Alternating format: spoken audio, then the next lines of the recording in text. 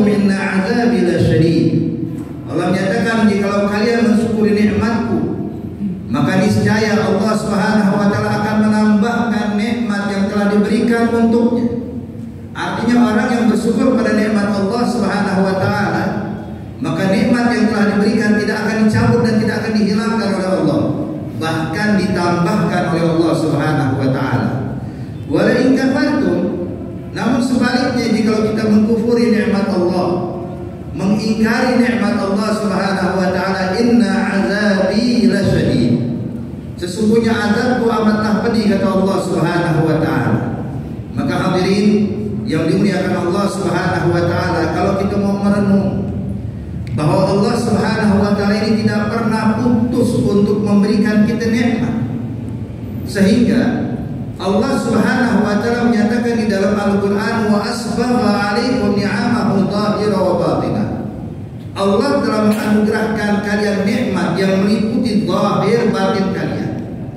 Terkadang mungkin Bapak, kita hanya melihat nikmat itu hanya berbentuk materi. Kita lupa bahwa iman, hidayah, taufik, ketenangan hati, kelapangan daripada kehidupan kita, keluarga dan lain-lainnya, bahkan nafas yang biasa kita hirup dan kita hembuskan, ini merupakan nikmat dari Allah Subhanahu wa taala. Yang mana Allah tidak memerintahkan kita Bapak untuk menghitung nikmat, sebab memang tidak akan mampu menghitung nikmat Allah. Allah nyatakan dalam Al-Qur'an, wa in ta'uddu ni'matallahi la tuhsuha. Kalau kalian mau berusaha menghitung nikmat Allah, maka kalian tidak akan mampu. Secanggih apapun teknologi kita, sehebat apapun komputer dan lain-lainnya hadirin, untuk menghitung nikmat tidak akan sanggup. Sebab berbagai macam nikmat tanpa henti diberikan Allah. Makanya Bapak Ibu sekalian, kalau kita menghitung nikmat nggak bakal sanggup. Tapi kalau menghitung musibah, menghitung penyakit, kita bisa. Contoh, kalau ada orang terkena sakit sudah sekian hari, ditanya sakit udah berapa lama, dia bilang, oh saya sakit sudah 1 bulan.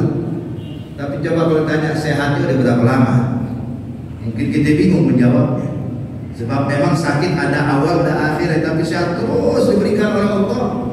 Nikmat gak pernah diputus oleh Allah Subhanahu wa taala. Maka ayuhal ibad, nikmat yang diberikan Allah ini patut kita syukuri. Gimana cara mensyukuri nikmat? Sebagaimana tadi saya ucapkan, mensyukuri nikmat itu adalah menggunakan nikmat yang ada untuk penghambaan diri kepada Allah, menggunakan nikmat yang ada untuk mendekatkan diri kita kepada Allah. Inilah syukur nikmat. Walaupun mungkin terkadang kita lupa mengucapkan alhamdulillah, mungkin kita lupa di hari ini mengucapkan bersyukur pada Allah atas nikmat yang Allah berikan, kesehatan yang Allah berikan kepada kita. Mungkin di antara kita lupa, bahkan mungkin kebanyakan di antara kita melupakan nikmat kita saat ini masih diizinkan oleh Allah untuk bisa duduk di tempat ini, melaksanakan munajat kepada Allah, melaksanakan kewajiban sebagai hamba Allah. Artinya Bapak mengingat akan nikmat yang begitu banyak, kita mungkin menyadari, kita lupa mengucapkan hamdalah, kita lupa mengucapkan syukur pada Allah. Tapi ketahuilah, kalau nikmat yang diberikan Allah kita gunakan untuk hal seperti ini, menjalankan kewajiban Allah, menjalankan tugas sebagai hamba Allah Subhanahu wa taala, maka ini merupakan bentuk syukur yang sesungguhnya kepada Allah. Tapi sebaliknya ya ibad, kalau nikmat malah digunakan untuk maksiat, nikmat digunakan untuk melakukan hal yang diharamkan Allah, nikmat digunakan untuk lalai dari Allah, walaupun 1000 kali dia ucapkan hamdalah tetap dinyatakan kufur nikmat. Nikmat diberikan oleh Allah, rezeki contoh, diberikan oleh Allah rezeki, harta, digunakan untuk membeli minuman keras atau digunakan untuk melakukan hal yang diharamkan Allah, digunakan untuk melakukan hal yang dibenci Allah Subhanahu wa taala. Walaupun dia sepanjang hari memegang tasbih, mengucapkan hamdalah, alhamdulillah, alhamdulillah, alhamdulillah, tapi tetap aja hadirin dibilang orang ini kufur nikmat. Hadirin, hadirat yang dimuliakan Allah Subhanahu wa taala. Subhanallah, kalau kita gunakan ini nikmat untuk kebaikan, Sebab kita sadar bahwa kita ini hanyalah makhluk ciptaan Allah, yang mana kehidupan kita di dunia ini, Bapak dan Ibu sekalian, hanyalah ujian, hanyalah cobaan. Jadi Allah Subhanahu wa taala juga menjelaskan di dalam ayat yang lainnya tentang makna kehidupan kita sesungguhnya. Allah nyatakan, allazi khalaqal mauta wal hayata liyabluwakum ayyukum ahsanu amala. Allah yang menciptakan kematian, Allah pula yang menciptakan kehidupan. Untuk apa? Liyabluwakum, untuk menguji kalian. Hadirin, hadirat yang dimuliakan Allah, kehidupan kita dan keadaan kita saat ini, bahkan keadaan yang ada di sekitar kita dan lingkungan kita, semuanya ujian. Jadi jangan kita anggap ujian itu kalau kita sakit, wah sedang diuji. Kalau kita sehat tidak diuji. Jangan kita beranggapan kalau kita lagi susah sedang diuji, terus kita senang tidak diuji. Tidak, ya Allah. Kesenangan, kesedihan, kesehatan, rasa sakit, semua yang ada pada diri kita, dari mulai lahir hingga saat ini, bahkan sampai nanti kita wafat, hadirin, semuanya merupakan ujian dari Allah Subhanahu wa taala. Untuk apa? Allah nyatakan, liyabluwakum ayyukum ahsanu amala. Allah tidak menyatakan ayyukum ahsanu amala, tidak.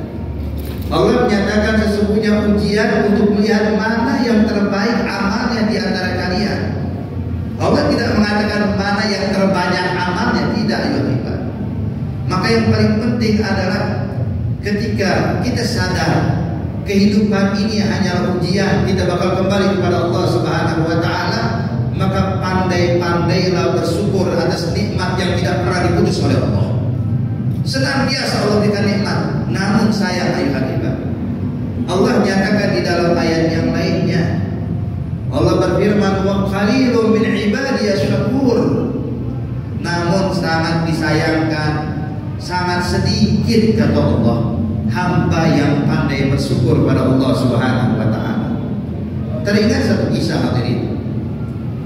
Ada satu orang fakir, dia tidak memiliki harta, hidupnya susah, sulit keadaan ekonominya, sehingga ketika dia sedang dalam keadaan susah, bimbang, gelisah, dia keluar dari rumah, meratapi tentang keadaan, merasa sedih tentang keadaan yang dialami olehnya.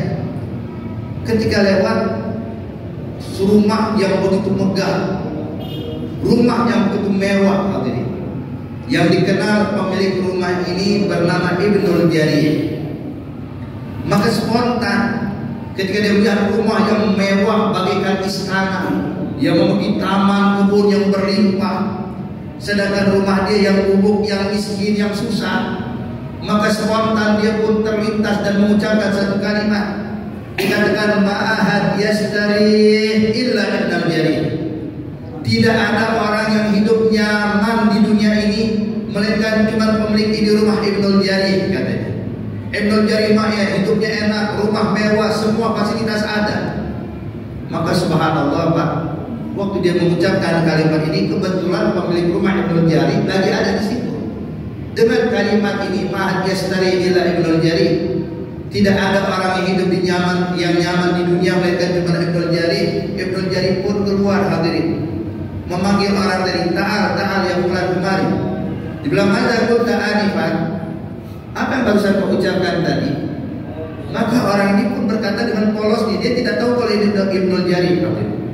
Dikatakan, saya cuma mengatakan ma'at yastari ila Ibnul Jarir, tidak ada orang yang hidup nyaman kecuali hanya Ibnul Jarir. Rumah mewah, segala macam ada. Kata Ibnul Jarir, ya bulan, ada Ibnul Jarir. Sayalah orang Ibnul Jarir yang barusan kau sebutkan. Maka merasa tidak enak dia. Kata Ibnul Jarir, enggak jadi masalah. Ayo sekarang engkau tamunya saya, mampir ke rumah. Diajak masuk, Pak, melihat pemandangan kebun, taman yang begitu indah, buah yang berlimpah. Masuk ke dalam rumah yang megah, melihat perabotan yang begitu indah, banyaknya bukan main. Maka begitu duduk, kata Ibnul Jarir, ya fulan, sekarang sudah waktunya makan siang, jadi saya bakal undang kau makan saat ini. Dipanggil pembantunya, tolong hidangkan makanan buat tamu saya. Maka pembantunya, Pak, sibuk membentangkan alas, kemudian kemudian juga membawa makanan, berbagai macam jenis buah-buahan, berbagai macam jenis daging dihidangkan, makanan yang begitu mewah yang tidak pernah terbayang oleh orang miskin ini. Namun anehnya, ketika dihidangkan itu semua, piring yang disiapkan cuma satu, hanya untuk tamu. Maka orang ini pun terdiam, tidak mau menyentuh makanan. Kenapa? Sebab sahibul bait belum menyentuh itu makanan. Kata Ibnu Jari, ya fulan, pun silakan dimakan, silakan disantap. Maka orang ini berkata, ya Ibnu Jari, gimana saya bisa menyantap makanan sedangkan kau tidak makan? Kata Ibnu Jari, kalau makanan saya beda dari kau. Maka terlintas dalam pikiran orang miskin ini, kalau makanan yang begitu mewah saat ini, kata Ibnu Jari, ini bukan makanan dia, makanan dia beda lagi. Berarti makanan dia lebih mewah dari makanan ini.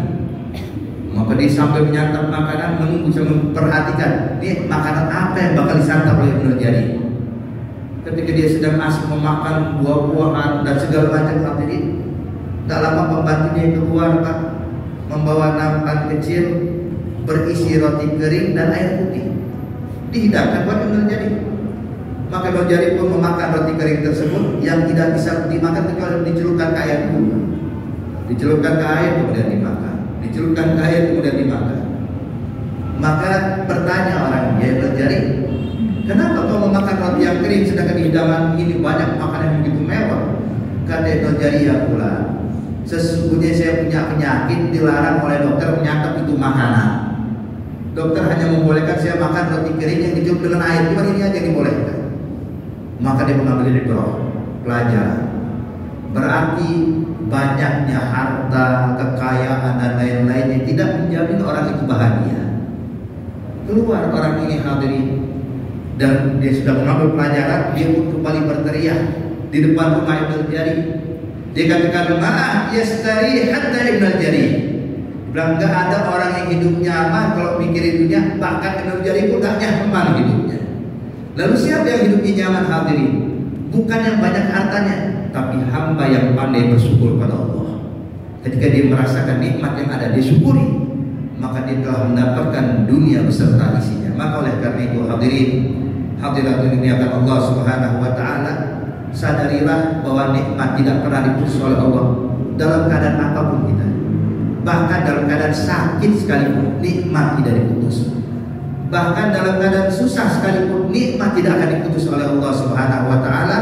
Maka orang yang berbahagia adalah orang yang pandai bersyukur kepada Allah. Semoga Allah Subhanahu wa taala limpahkan taufik dan hidayah bagi kita semuanya. Amin. Digolongkan menjadi hamba yang pandai bersyukur kepada Allah. Amin. Dan Allah berikan inayah, pertolongan untuk kita semuanya. Amin, amin ya rabbal alamin. Allah ja'al jam'ana hadza jam'an marhuma wa tafarraqana min ba'dihi tafarraqan ma'suma wa la taj'al fina wa la ma'ana syaqiyyan wa la mahruma bi rahmatika ya arhamar rahimin. Wa sallallahu ala sayyidina Muhammad an-nabiyil ummi wa ala alihi wasallam walhamdulillahi rabbil alamin. Amin. Kurang yang bagian mohon maaf. Wabillahi taufiq wal hidayah. Wassalamualaikum warahmatullahi wabarakatuh. Waalaikumsalam warahmatullahi wabarakatuh.